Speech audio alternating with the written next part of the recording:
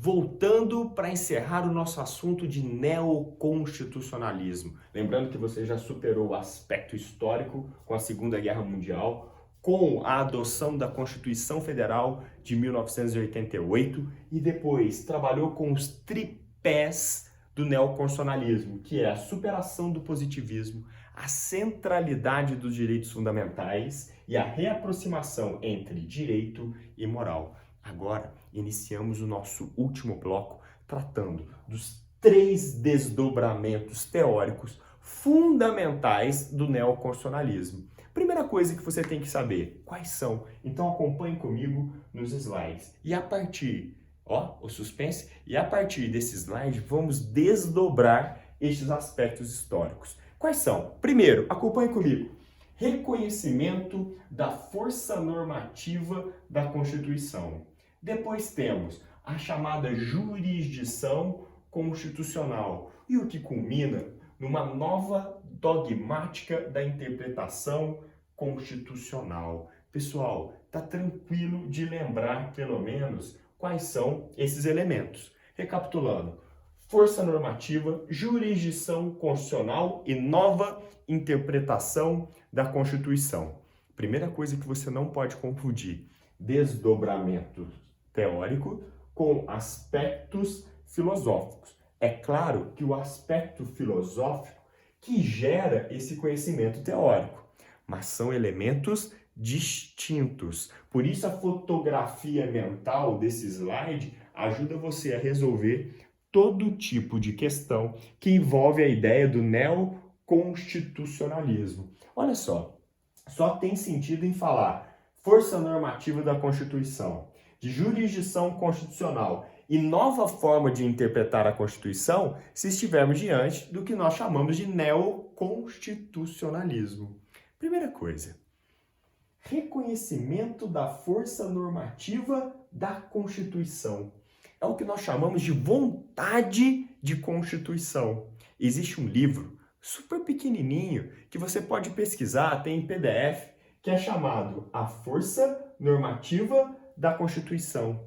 Esse livro é legal porque ali você pode entender como se dá essa força normativa. Mas você consegue já, com o seu conhecimento, entender isso.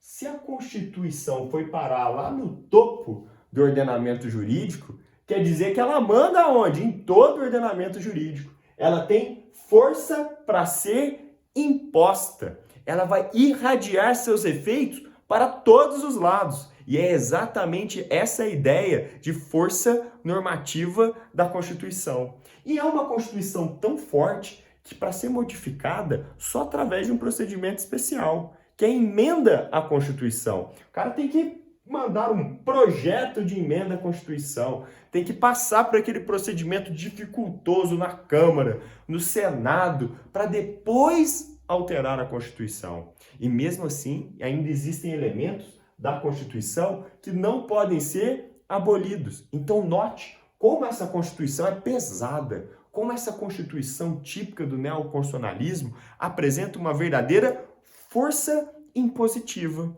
Isso tem que ficar registrado na sua cabeça, pois se a Constituição possui uma força normativa, e você pode fazer a leitura desse livro, A Força Normativa da Constituição, temos que entender o aspecto 2, que é chamado de jurisdição constitucional. Eu sei que vocês já entenderam uma série de elementos, como, por exemplo, quem é, no nosso ordenamento jurídico, o guardião da Constituição? No alemão, o pessoal sempre pergunta: Wer ist der Hüter der Verfassung?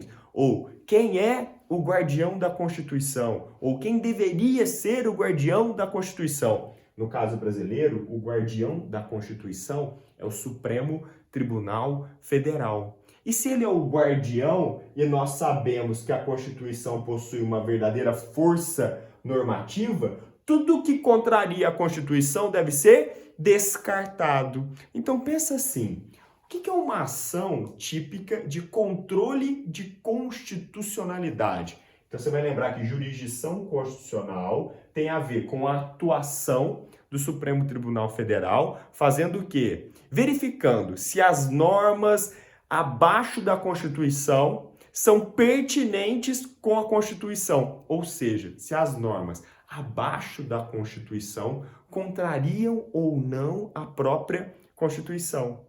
E na hora que existe esse tipo de controle, essa ação, esse controle de constitucionalidade, é o exercício da jurisdição constitucional pelo Supremo Tribunal Federal. Eu estou aqui dando essa aula para vocês em casa e eu tenho um livro sobre isso, mas eu não consigo achar aqui. Só consigo achar o meu outro livro, deve estar na sala, na próxima aula eu mostro para vocês. Eu escrevi um livro só sobre jurisdição constitucional, mas que eu não indico para vocês. Não é uma leitura típica para os alunos do primeiro período. Mas se um dia alguém quiser fazer essa leitura, me chama que eu mando o PDF. É uma coisa bem tranquila, tá joia? Mas olha só, dizer a Constituição, proteger a Constituição, isso é feito por quem? Pelo Supremo Tribunal Federal, nas chamadas ações de controle de constitucionalidade. Controle, controlar se algo é compatível ou não com a Constituição Federal.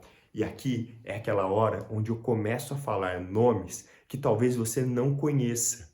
Então você para a aula, anota esse nome e pesquise o que é. Vou falar as ações de controle de constitucionalidade. Uma delas é conhecida como ADI ou ADIM, Ação Direta de Inconstitucionalidade. Então, sempre que você estiver lendo algo e aparecer escrito ADI, estamos falando da famosa Ação Direta de Inconstitucionalidade. Por exemplo, uma norma que contraria a Constituição, você ajuiza uma ADIM para retirar essa norma do ordenamento jurídico, alegando que ela não é compatível com a Constituição. Também existe a ADC, Ação Declaratória de Constitucionalidade, que é irmã da ADIM, porque é o sentido contrário. É como se você pegar algo e falar assim, essa norma é compatível com a Constituição, Supremo Tribunal Federal, você pode declarar que essa norma é compatível com a Constituição quando, por exemplo, existe uma dúvida se essa norma é constitucional ou essa norma não é constitucional. Então eu te falei da ADI e agora eu falei da ADC. Outra famosa, mas que as pessoas sempre esquecem o nome, é a chamada ADPF. ADPF. Essa sigla você vai anotar no seu caderno com o seguinte significado: arguição de descumprimento de preceito fundamental. Então, o que é uma ADPF? É uma arguição de descumprimento de preceito fundamental. Olha, arguir significa perguntar.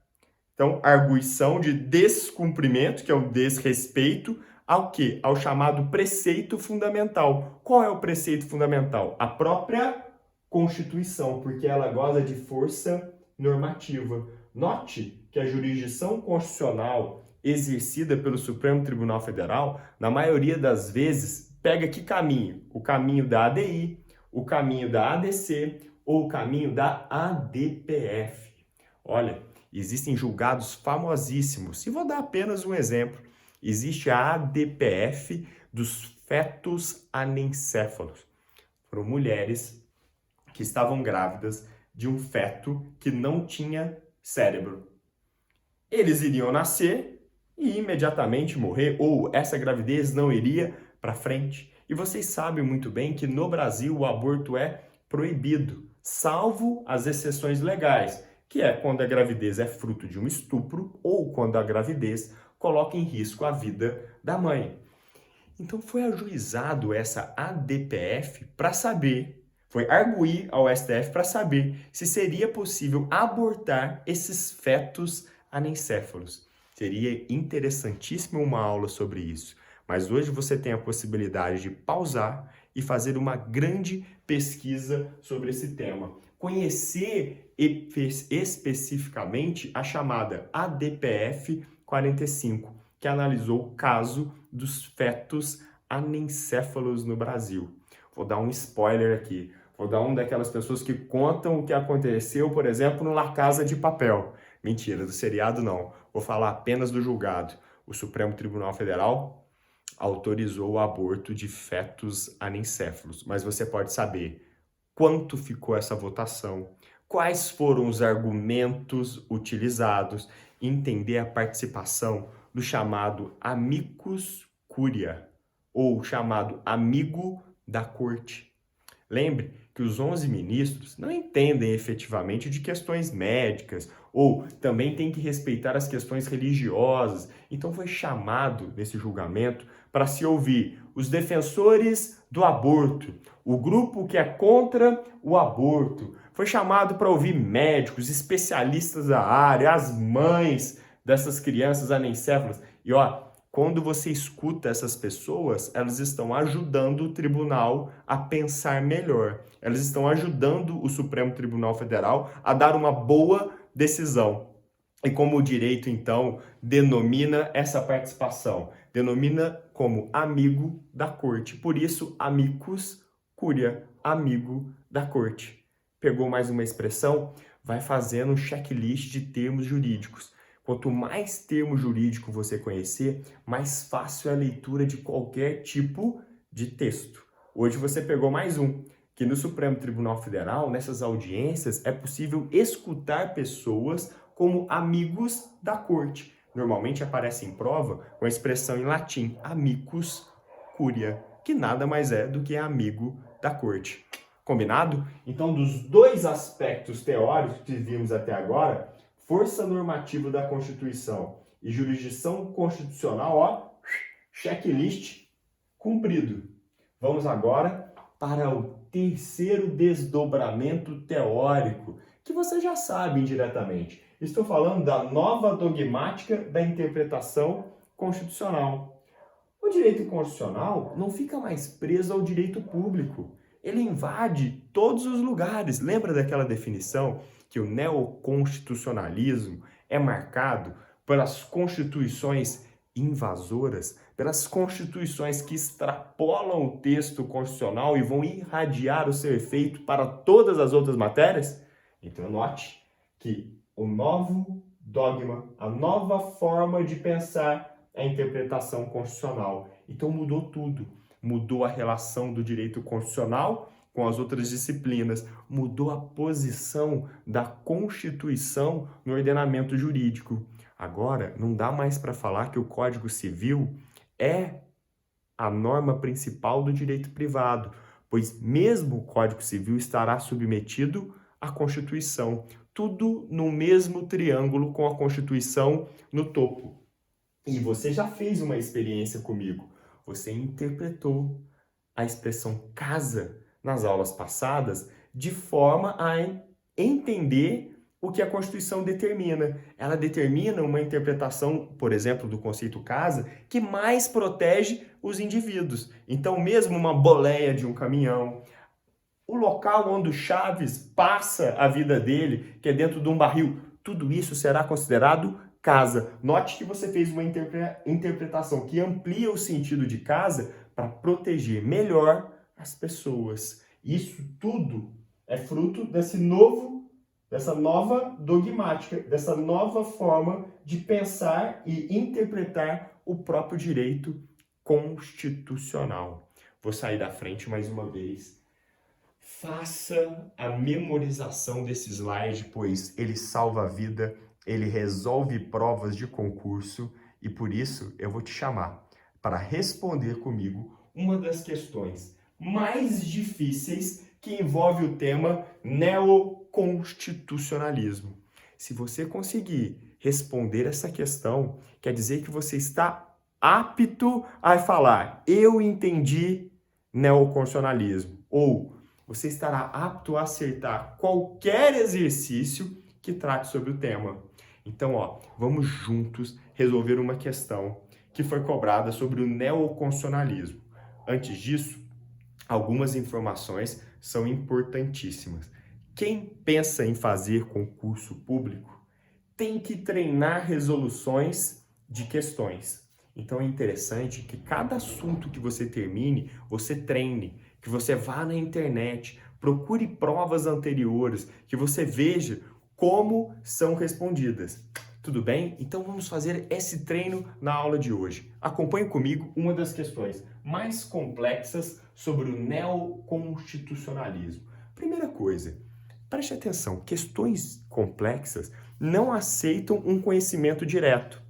Não é uma linhazinha que você lê e já responde. Normalmente apresentam um texto longo antes de chegar nas questões objetivas. Então note comigo, olha o tamanho do enunciado para depois chegar aonde? Nas assertivas. Meu Deus! Então olha só, teremos que ler todo esse texto para enfrentar as questões. Cuidado, se você está fazendo uma prova longa, você chega cansado e não lê direito o que está escrito. Então acompanhe comigo. Olha, o enunciado da questão começa assim. Chega de ação, queremos promessas. Assim protestava o grafite, ainda em tinta fresca, inscrito no muro de uma cidade, no coração do mundo ocidental. A espirituosa inversão da lógica natural dá conta de uma das marcas dessa geração.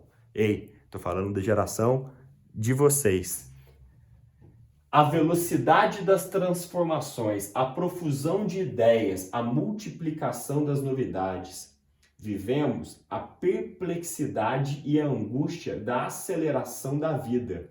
Os tempos não andam propícios para doutrinas, mas para mensagens de consumo rápido.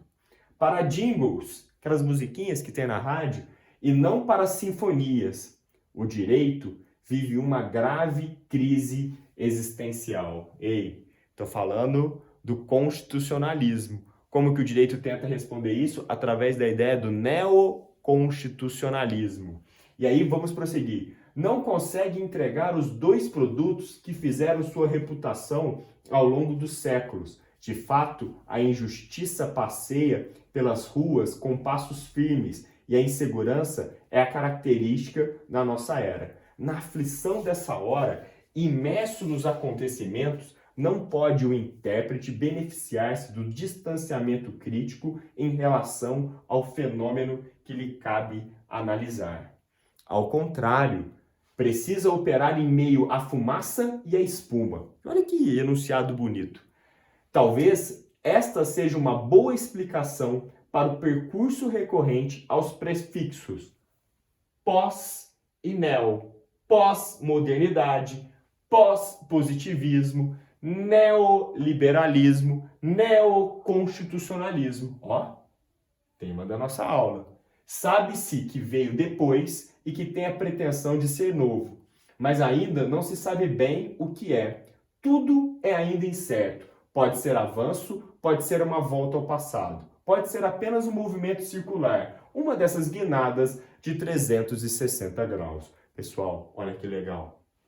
Esse texto foi tirado do livro de quem? De Luiz Roberto Barroso. Olha o nome do livro: Neoconstitucionalismo e a Constitucionalização do Direito. O triunfo tardio do direito constitucional no Brasil. Só por esse nome, você já lembrou de uma série de características do neoconstitucionalismo. Olha, tardio, porque o Brasil demora para adotar o neoconstitucionalismo. Enquanto a gente já falava no mundo pós-guerra de neoconstitucionalismo, só fomos falar em neoconstitucionalismo depois da Constituição de 88. Triunfo do constitucionalismo, quer dizer, a vitória do constitucionalismo, o constitucionalismo no topo do ordenamento jurídico. Então, tudo isso será importante para a gente responder efetivamente as questões. Então, vamos lá. Letra A. E aí, você pode parar a aula, fazer a leitura sozinho e acompanhando comigo. Ou vai me escutando e vamos tentando identificar se é a assertiva correta ou não. Lembre que a gente só pode marcar uma. Então acompanhe comigo. O neoconstitucionalismo tem como marco filosófico o pós-positivismo. Marco filosófico? Eu vou voltar ao slide só para você lembrar. Eu te disse que o slide ajuda a salvar a vida. Marco filosófico, superação do positivismo, centralidade dos direitos fundamentais e reaproximação entre direito e moral. Eu falei superação do positivismo, pós-positivismo. Ok, até ali bacana. Voltando. Vamos lá? Aqui. O neoconstitucionalismo tem como marco filosófico o pós-positivismo, com a centralidade dos direitos fundamentais. Até aqui, perfeito. E provas complexas começam os enunciados de forma correta. O problema são as cascas de bananas que são lançadas no meio dessas questões. Porque continue comigo. No entanto, não permite uma aproximação entre direito e ética. Ética no sentido de moral. Então volta por exemplo, naquele resumo que eu fiz para você no seu slide. Aqui eu estou falando reaproximação entre direito e moral. E na questão está falando exatamente o quê? Que não aconteceu. Logo, aqui está o erro da letra A. Letra A não é a resposta correta para esse enunciado. Passamos assim a analisar a próxima. Letra B. A democracia, como vontade da maioria, é essencial na moderna teoria constitucional. Rafael, eu não li a Constituição ainda, mas um dia eu tentei. E lá no comecinho fala que é um Estado democrático. Se é um Estado democrático, com certeza a democracia é importante. E continua. Então até aqui está certo. De forma que as decisões judiciais devem ter o respaldo da maioria da população, sem o qual não possuem legitimidade. Amigos, legitimidade é algo fundamental no direito. Mas a legitimidade de uma decisão judicial não vem da aclamação, da adesão ou da permissão da maioria. O tribunal, muitas vezes, vai tomar a decisão certa que é contra-majoritário, contra a maioria, exatamente para garantir a centralidade do direito fundamental. O direito que um indivíduo tem que não depende da vontade dos outros. Como, por exemplo, o meu direito religioso não depende da vontade de mais ninguém. Se dependesse da vontade dos outros, teria que ter um respaldo da maioria. Então, democracia é fundamental, está previsto na Constituição, mas não serve para controlar decisões judiciais. Fechou? Letra B, então, também não está certa. Eu faço o teste. Temos a letra C e a letra D. Qual será a resposta para esse exercício? Estou fazendo esse teste psicológico com você. Não estou te ajudando. Faça a leitura sozinho. Você, na sua casa, marcaria a letra C ou a letra D? 50% de chance de acertar o enunciado. Vamos lá. Vou começar pela letra C. Marca aí no seu caderno para você não roubar depois. E pode mandar mensagem para mim falando se você acertou ou se você errou o enunciado. Vamos lá. Letra C. No neoconstitucionalismo, a Constituição é vista como um documento essencialmente político, um convite à atuação dos poderes públicos. Ai, doeu o meu ouvido. Eu já identifiquei um mega erro nessa assertiva. Olha, um convite. Convite é aquilo que você faz para a pessoa que você gosta e ela recusa. Convite não é obrigatório. Convite não é vinculante. Mas a Constituição é obrigatória. A Constituição é vinculante. Ela goza de força normativa. Ei, então dessa forma já dá para identificar o erro na letra C. Vamos só terminar. Um convite à atuação dos poderes públicos, ressaltando que a concretização de suas propostas fica condicionada à liberdade de conformação do legislador ou à discricionariedade do legislador. Tem outros erros aqui, como, por exemplo, a discricionariedade do administrador. A administração pública segue a ideia da legalidade. Ela faz aquilo que está previsto na lei. Lembra do caput do artigo 37? Que começa o link falando de legalidade. Aqui tem outro erro, mas você já identificou que a letra C não pode ser a resposta do seu exercício. Caminha comigo para a letra D. Continua. O constitucionalismo pode ser definido como uma teoria ou ideologia que ergue o princípio do governo limitado, indispensável à garantia dos direitos em dimensão estrutural da organização político-social da comunidade. Nesse sentido, o constitucionalismo moderno representa uma técnica de limitação do poder com fins garantísticos. Ei, quem que causou violação aos indivíduos na Segunda Guerra Mundial? Foram os estados. Qual que era o objetivo do neoconstitucionalismo? A reconstrução do direito para a garantia de direitos fundamentais, de proteção do indivíduo. Então dá uma olhada na tecnologia presente no slide. Ó, letra D é a resposta correta deste exercício super difícil que foi cobrado. Um exercício que exige de você a concretização de todo o percurso sobre o neoconstitucionalismo. E note que tudo que você estudou é um elemento a mais que te faz descartar uma das assertivas. Nem sempre, quando vamos fazer uma questão de concurso, a gente chega na resposta direta. Muitas vezes vamos eliminando as outras assertivas até chegar na boa resposta, ou a resposta que vai servir para sua aprovação no concurso, ou mesmo para passar de fase na prova da OAB. Pessoal, aula pesada sobre o neoconstitucionalismo. Espero que vocês tenham entendido todos os detalhes. Caso isso não tenha acontecido, basta anotar, me mandar essas dúvidas, que estou à disposição de vocês em redes sociais, pelo WhatsApp, pelo SGA, pelo Canvas e também nas nossas conferências.